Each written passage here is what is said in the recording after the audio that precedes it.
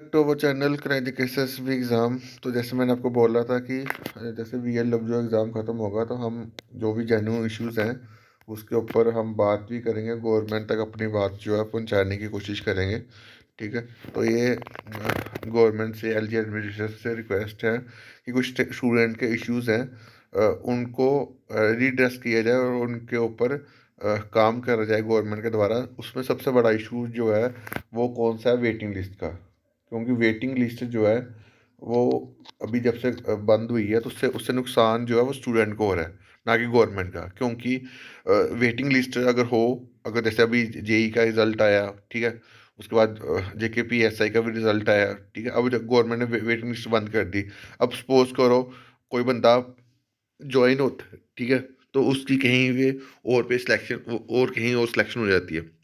1 साल बाद या 2 साल बाद सिलेक्शन हो जाती है कहीं। तो वो तो वहाँ से अच्छी कोई सिलेक्शन हो, अच्छी पोस्ट में सिलेक्शन होगी, वो तो वहाँ से छोड़ के जाएगा।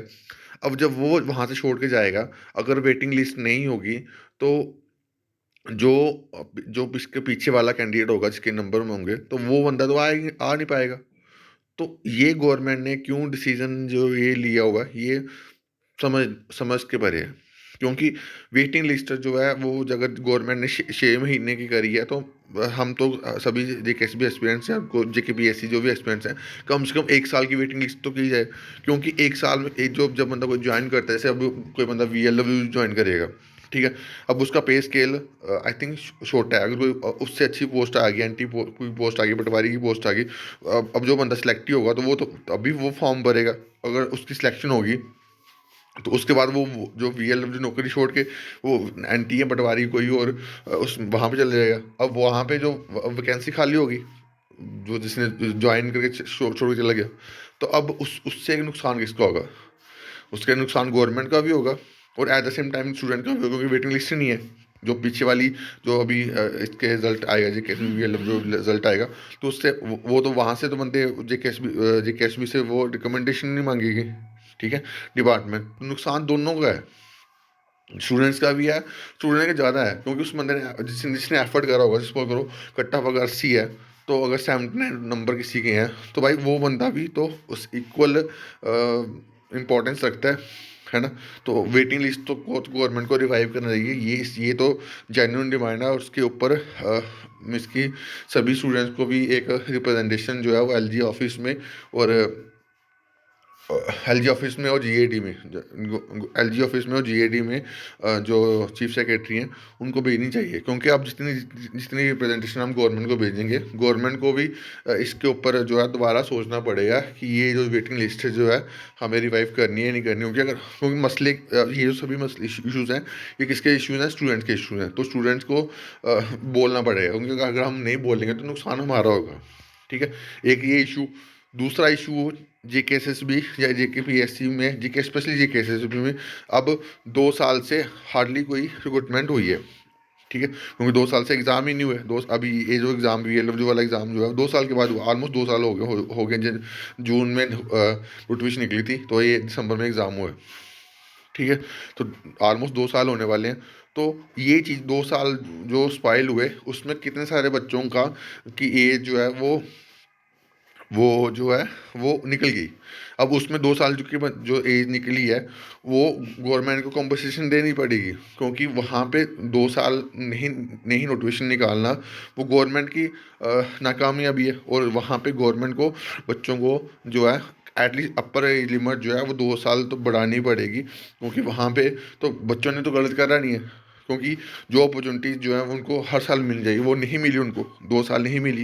पहले भी तो ये इश्यूज होते हैं। तो अगर अगर अपर एज लिमिट जो है वो गवर्नमेंट बढ़ा के 40 से 42 कर देती है, तो उससे बहुत बहुत बड़े सारे बच्चों का बेनिफिट होगा। क्योंकि बहुत बड़े सारे बच्चे चाहते हैं कि यार हम एक और लास्ट चांस मिल जाए।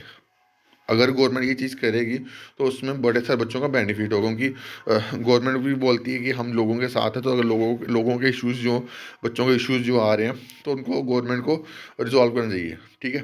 तो ये इश्यूज़ हैं, एक वेटिंग लिस्ट है, एक JKSSB के इशू, ठीक है, और JKP कांस्टेबल का भी इशू है, जो एज का। हम तो रिक्वेस्ट करते हैं, मैं तो पर्सनली रिक्वेस्ट करता हूँ कि गवर्नमेंट को सभी की एज रजिस्ट्रेशन कम से कम बढ़ा देनी चाहिए। जैसे अभी JKP कांस्टेबल के 28 साल है तो उसकी बढ़ा के 32 साल कर दो, 33 साल कर दो। अब जो बंदा अब 30 साल के ऊपर वाला जो भी बंदा होगा वो फिजिकली फिट होगा तभी वो कांस्टेबल इसकी कांस्टेबल भर्ती होगा। अगर जेके भी ऐसा ही करेगा, अगर 4-5 साल बढ़ा देती गवर्नमेंट तो उसमें क्या होगा, क्योंकि 30 साल के ऊपर नेक्स्ट बड़ा बड़ा मुश्किल होता है कि वो क्लियर कर पाएगा। बट अगर अगर उसके अंदर जुनून होगा तो वो भी कर लेगा, है ना। तो ये चीज़ें जो जो मैं इश्यूज मैं अभी आपके सामने बोल रहा हूँ और ये वीडियो के थ्रू गवर्नमेंट के सामने पहुँचाने की कोशिश कर रहा हूँ।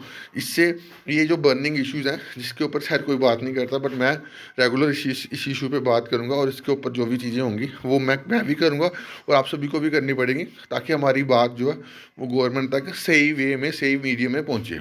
ठीक है। तो आपका क्या ओपिनियन है इस चीज़ के रिगार्डिंग, आप जरूर कमेंट बॉक्स में कमेंट करना और जरूर इस वीडियो को शेयर करना, ताकि गवर्नमेंट तक ये बातें जो है वो पहुँच जाएँ। सभी जेन्युइन इशूज़ हैं, वेटिंग लिस्ट वाले जेन्युइन इशूज़ हैं, जेकेएसएसबी की अपर एज लिमिट बढ़ाए वो भी जेन्युइन इशूज़ हैं, और उसके बाद जो है बाकी जेकेपी कांस्टेबल एसआई की उसकी एज लिमिट भी बढ़ाए वो भी जेन्युइन इशूज़ हैं। ठीक है। क्योंकि अपॉर्चुनिटीज़ जो हैं वो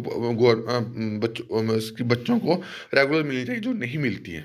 ठीक है। अब 2 साल से रिक्रूटमेंट जो प्रॉपर स्ट्रीमलाइन में नहीं हुई तो उसमें बच्चों की गलती।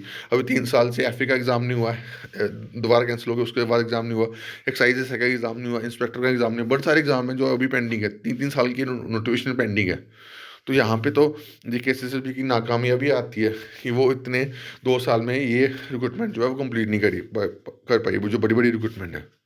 ठीक है। तो बाकी अभी के लिए इतना ही। Thank you guys, love you all.